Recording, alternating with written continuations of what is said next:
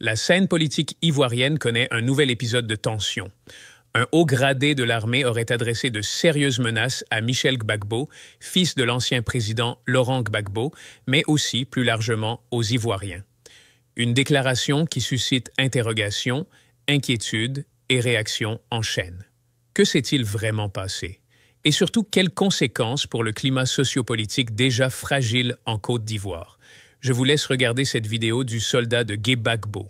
La famille Daï Nestor, Michel Gbagbo casse la baraque. Un haut gradé de l'armée de Côte d'Ivoire menace le peuple de Côte d'Ivoire et Michel Gbagbo. Il dit à Michel Gbagbo que eux, ils sont prêts pour protéger le pouvoir dans la San Ouattara et si c'est même pour enlever Kungoro de nos frères ivoiriens, et n'hésiteront pas, que eux préfèrent même la dictature dans la San Ouattara. Donc, ce monsieur-là menace Michel Gbagbo et menace le peuple de Côte d'Ivoire. Chers frères, chers camarades, on va aller en profondeur. Prenez vos tabourets. La famille, depuis qu'on a commencé à taper dedans, vous avez vu le procureur aller arrêter un communicant RDR ou bien un ministre RDR ou lui-même le procureur qui s'est fait arrêter. Parce que ce qu'il a demandé là, on a fait ça. Il n'a pas respecté sa parole. Lui-même, il a dit, si tu as fait un post, quelqu'un est venu commenter là, lui qui a fait le poste là, on va l'arrêter. Voilà, on est parti sous les postes de la présidence, des Makosso, les hauts, on a fait beaucoup de commentaires. Personne n'a été arrêté. On a même identifié le procureur, malgré ça, personne n'a été arrêté. Le PPACI est vraiment déterminé à finir avec le pouvoir de Draman Ouattara. Le PPACI est vraiment déterminé. Le PPACI n'est plus dans les histoires de Dabachi, les débats par-ci, les hauts. Non. Le PPACI est dans le concret. C'est pour cela, chers frères, chers camarades, je vais vous demander d'écouter cette vidéo-là. Vous allez comprendre que nous ne sommes plus là pour rigoler. Voilà, on commence par cette vidéo d'abord. C'est parti, famille.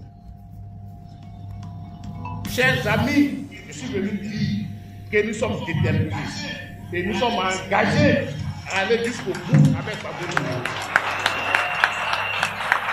Nous sommes déterminés et nous sommes engagés à aller jusqu'au bout pour gagner le combat de la démocratie, pour gagner le combat de la liberté, pour gagner le combat de l'indépendance véritable de la Côte d'Ivoire. C'est les siens compter sur le peuple de Côte d'Ivoire, les siens compter sur le peuple de Côte. Parce que depuis un temps, ça murmure, ça part. C'est quand? C'est quel jour? On nous appelle de partout. Oui, chers amis. Oui, chers amis. Le moment est arrivé. Le moment de notre affirmation est arrivé. Le moment de notre engagement véritable est arrivé. Le moment de notre détermination est arrivé. Et ce moment, il est effectivement arrivé. Même si, comme Gbagbo l'a dit, à tout moment, nous sommes rentrés au laboratoire. Et on savait ce qui se prépare. Mais nous aussi, on est prêts. Nous aussi, on est prêts. Jusqu'au dernier secrétaire de section, nous sommes prêts à conduire ce combat et à le gagner. Parce que nous allons l'heure de parler au salon est terminée. L'heure de Facebook est terminée. Nous sommes à l'heure de l'engagement. Les chars que vous voyez, c'est des chars que nous, les Ivoiriens, nous avons achetés. Les partisans ivoiriens ont acheté ces chars. Ces chars-là ne sont pas là pour vous attaquer. Ce sont nos chars. Ce sont nos chars. Et ceux qui sont dedans, les soldats qui sont dedans, ce sont des soldats ivoiriens. Ils savent. Ils savent. Ils savent qu'à un moment donné, il faut que le peuple, il faut que la volonté du peuple s'exprime. Et aujourd'hui, nous sommes dans un mode de communication planétaire. Un soldat peut tirer sur cet individu comme cela. C'est juste la dissuasion. C'est pour cela qu'ils attendent un frémissement, ils vont arrêter. Parce qu'ils savent qu'ils n'ont pas la majorité. Ils savent qu'ils nous ont embrigadés. Et ils ne veulent pas qu'on s'exprime. Mais on va s'exprimer. Et oui, on va s'exprimer. On répète après moi. On va s'exprimer. va s'exprimer. On va s'exprimer. On doit s'exprimer. On va s'exprimer. On doit s'exprimer. On va s'exprimer. Et l'heure de s'exprimer est arrivée. L'heure de dire non est arrivée. L'heure de dire non est arrivée. La peur est derrière nous. Le temps de la peur est fini. La peur est derrière nous. Le temps de la peur est fini. Chers amis, allez vous organiser dans vos parcs, dans vos sections, partout. Dites au peuple de Côte d'Ivoire de faire plus que le 9 août dernier. De mobiliser plus que le 9 août dernier. Pour dire, voilà le peuple de Côte d'Ivoire qui est contre le 4e mandat.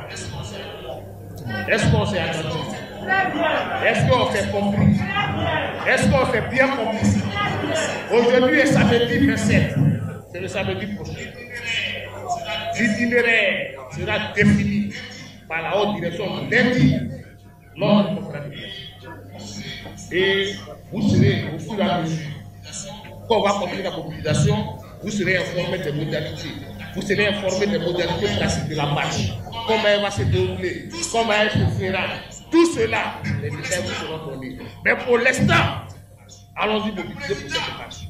Le président, nos présidents demandent à ce qu'on ait 2 fois plus de monde que le 9 août.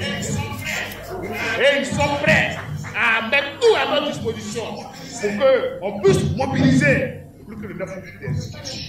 On est venu plus chercher. L'heure de sortie est arrivée. L'heure de dire non est arrivée. C'est pas là que c'est. Ce n'est plus un militantisme de salon. C'est un militantisme réel et vivant que nous devons exprimer à partir du 4 octobre. À partir du 4 octobre. Chers amis, c'est le message que je suis porteur. Que Dieu vous bénisse. La famille, dès l'instant, si tu as Daloa, si tu as Gagnoa, si tu as Issia, si tu as Dabou, si tu as Lakota, si tu as Bigan, si tu es Ayakro, tu as Bouaké, à Daoukro, tu es à Issia, tu es à Korogo, tu es partout où tu te trouves, famille. Le moment est arrivé. Faites vos bagages, direction Abidjan pour le 4 octobre. On va danser un peu. On va faire un peu de sport. Famille, le président Gbagbo a besoin de plus de monde que le 9 août passé. Mais ce n'est pas fini, frère. Ne pense pas que c'est fini. Attends un peu. Il faut écouter la deuxième vidéo là d'abord. Attends, écoute. Le PDCI RDA et le PPAC, c'est-à-dire le parti qui a fondé la Côte d'Ivoire et le parti qui a fondé le multipartisme, vont se réunir dans le cadre du Front commun pour une conférence de presse, pour donner leur position sur tout ce qui va se passer. Car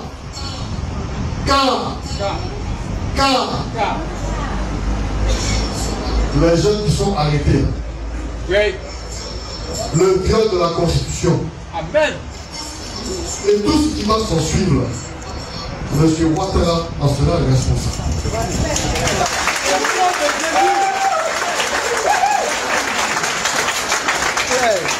Au nom puissant de Jésus.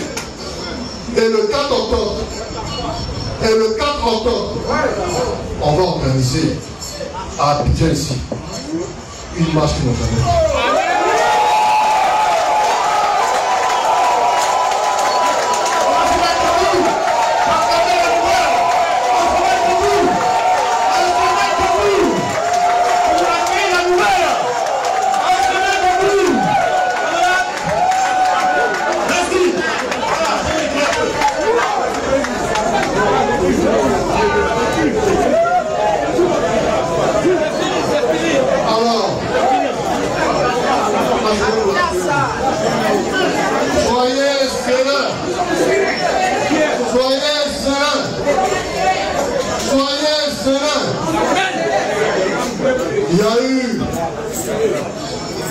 Il y a eu le printemps arabe.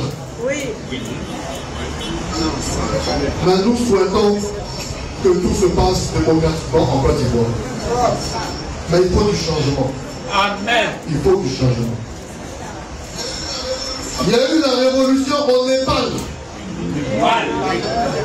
Moi-même, mon père, ça fait un peu de décalage personnel.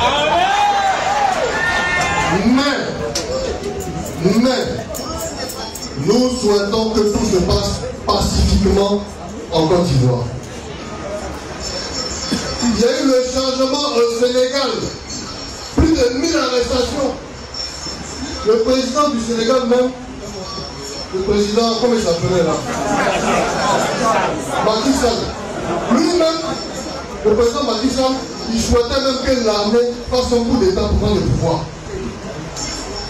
Juste pour empêcher ses adversaires de gagner les élections. Est-ce que ça là c'est normal? Il a un position de faiblesse. Est-ce que ça là c'est normal? Donc, ce que vous voyez actuellement là, ce sont des gens qui ont peur. C'est leur peur qui nous fait peur. Sinon nous-mêmes là, on n'a pas peur. Mais ce sont des gens qui ont peur. Alors soyez sereins. Vous voyez, il y a des convocations. Mais on ne peut pas empêcher l'histoire d'avancer. On ne peut pas. Alors, je suis allé voir un militaire, là, regardez, il me dit, mais ce que vous faites aujourd'hui là, ce que vous faites là, si vous faites ça mal, demain, ça va se retrouver contre vous. Hein? Ça va se retrouver contre vous. Il dit non, nous on coupe les têtes. Vous voyez que nous on coupe les têtes entre la dictature du régime et puis le désordre. Nous on peut faire la dictature. Alors je lui ai dit, mais c'est parce qu'il n'y a pas de démocratie qu'il y a la dictature. C'est parce qu'il n'y a pas de démocratie qu'il y a le désordre. Nous le PPACI là, on ne veut pas la dictature. On ne veut pas les désordres. On veut quelque chose qui va réconcilier tous les citoyens. Ça s'appelle la démocratie. Donc, soyez sereins. Et nous allons y aller. Est-ce que, pour terminer, je peux compter sur vous? Est-ce que je peux aller dire qu'on peut compter sur vous? Mais attention, d'habitude, nos assemblées générales, ce sont des gens du PPACI qui parlent aux gens du PPA. Mais cette fois-ci, c'est différent. Cette fois-ci, c'est différent. On vous a assigné aussi une mission. La mission, c'est de faire appel au peuple. C'est de faire appel au peuple. Et il faut que vous soyez en capacité, ici le 4 octobre, sous la direction de votre camarade fédéral, dans chaque quartier, de faire du porte-à-porte pour dire aux gens, voilà pourquoi nous voulons faire la marche du 4 octobre. C'est une marche pour la paix, c'est une marche pour tout le monde, c'est une marche pour la démocratie. Voilà pourquoi nous voulons faire cette marche. Et que vous leur demandiez de nous retrouver. Il faut que si vous êtes dans une ONG, vous parlez au monde de cette ONG. Si vous êtes dans une association qui est apolitique, vous parlez à cette association. Que là où on va, on s'en va pour sauver la Côte d'Ivoire. Les Ivoiriens sont fatigués de courir. On ne veut pas de crise pré-électorale. On ne veut pas de crise électorale. On ne veut pas de crise post-électorale. Et c'est pour éviter tout ça que nous voulons faire une grande marche pour qu'après, les gens réfléchissent à deux fois avant de continuer. Avant l'entendeur, que Dieu vous bénisse. Chers frères, chers Ivoiriens, vous voyez, c'est ce qu'on disait. Ces personnes sont tellement confiantes que elles se disent, aujourd'hui Ouattara est là, il donne beaucoup d'argent, donc eux ne peuvent pas quitter. Ils préfèrent déjà les Ivoiriens que de laisser le pouvoir. Mais ce que ces personnes oublient, c'est que le peuple est déterminé et que rien n'est plus puissant qu'une mobilisation du peuple. Rien ne peut stopper, aucune armée au monde ne peut stopper un peuple déterminé. Alors, chers frères, chers camarades, aujourd'hui, le RHDP montre sa faiblesse. Vous voyez, en ce moment, il y a les informations qui nous parviennent qu'ils sont en train de commencer à faire des votes, c'est-à-dire remplir les fiches de vote, les bulletins là, et ils sont en train de remplir. On dit vote en ligne même là, ils sont en train de mettre, faire vote en ligne. Comment chercher une stratégie, comment frauder face quand même à Simon Gbagbo, à, je sais pas, à Waton Melo, c'est-à-dire des personnes même qui ne comptent pas, qui ne pèsent rien. Bon, c'est pas un jeu, hein. Voilà. Quand je dis peser, c'est une manière de dire que ces personnes-là ne drainent pas du monde derrière elles. Et avec ça, on voit déjà des tricheries en préparation. C'est pour vous dire, peuple de Côte d'Ivoire, qu'aujourd'hui, là, nous sommes seuls face à notre destin. Nous sommes seuls. Moi, je vois des gens qui parlent de ouais, les États-Unis ont dit ceci, l'ONU a dit. Nous, on s'en fout de l'ONU, on s'en fout des États-Unis. Si ces personnes-là voulaient nous aider, là, c'était depuis le début. Ils allaient demander, exiger à ce que la CEI fasse la RLE, exiger à ce que le nom de Gbagbo Laurent soit sur la liste électorale. C'est ce qu'ils ont fait dans le passé. Mais ils n'ont pas fait ça. Là. Donc là, moi, je ne compte pas sur eux. Et je demande au peuple de Côte d'Ivoire de ne pas écouter ce genre de truc. Ouais, telle organisation internationale a dit ceci, ils ont dit cela. C'est pas ça qui va sauver la Côte d'Ivoire. C'est nous-mêmes qui allons sauver la Côte d'Ivoire. Notre mobilisation, notre détermination. C'est cette détermination-là qui va sauver la Côte d'Ivoire. Cette mobilisation-là qui va faire reculer Alassane Ouattara. Sinon, si on veut compter sur les gens, on va perdre en puissance. Alors, chers frères, restons concentrés, restons mobilisés. Et ce 4-là, s'il vous plaît, partout où vous trouvez en Côte d'Ivoire, allez direction Abidjan pour le 4 octobre. Voilà, venez ensemble, nous allons démontrer notre force de frappe. Aujourd'hui, les arrestations à gauche, les arrestations à droite démontrent que le pouvoir d'Alassane Ouattara est faible. Aux États-Unis, les gens insultent le pouvoir de Donald Trump, les gens l'insultent, les gens même tirent sur lui, tout ça là. Mais pas pour autant qu'ils vont aller arrêter les militants de l'opposition. Ils vont arrêter tous les militants de l'opposition. Ça ne se fait pas. On voit ici en France, ici, il y a les manifestations, les gens insultent Macron, matin, midi, soir. Est-ce que vous voyez que l'opposition est arrêtée? Non, on n'arrête pas les opposants. Voilà. Donc, chers frères, c'est pour vous dire que nous sommes dans un pays de non-droit. Alassane Ouattara avait muselé tous les Ivoiriens. Et ça, nous ne devons pas accepter cela. Aujourd'hui, le peuple de Côte d'Ivoire souffre. Vous-même, vous savez que vous souffrez. Aujourd'hui, même quand tu envoies 10 000 francs à quelqu'un à Abidjan, il est content. Pourtant, 10 000 ne peut rien créer en Côte d'Ivoire. Mais si les gens sont, lorsqu'on les envoie à 10 000, si ces personnes sont contentes, c'est qu'il y a quelque chose qui ne va pas. C'est que le pays va très mal. Et pour cela, là, il faut nous battre. Il faut nous battre pour restaurer cette Côte d'Ivoire-là. Nous ne devons plus rien laisser passer au hasard. Voilà. On doit se préparer à l'affrontement. Ça, là, c'est inévitable. Parce que dans les débuts, ça commence toujours comme ça. Dans les débuts, l'armée va vous gazer. Ils vont lancer des gaz lacrymogènes et tout. Mais ça là, ça ne doit pas nous faire peur. Et on va vous demander de vous préparer même à ça. Déjà, mais habituez-vous à ces gaz lacrymogènes là. Habituez-vous. Voilà. Donc, chers frères, chers camarades, peuple de Côte d'Ivoire, restez mobilisés, restez déterminés. On va récupérer notre pays, quel que soit ce qui va se passer. Voilà où nous en sommes. Des menaces attribuées à un haut gradé de l'armée, Michel Gbagbo cité nommément, et une opinion publique en alerte. Reste une question essentielle. S'agit-il d'un simple coup de pression politique ou d'un signal inquiétant pour la stabilité du pays? Une chose est sûre, la Côte d'Ivoire retient son souffle. Merci d'avoir suivi cette analyse. Abonnez-vous pour ne rien manquer et partagez cette vidéo afin que le débat continue.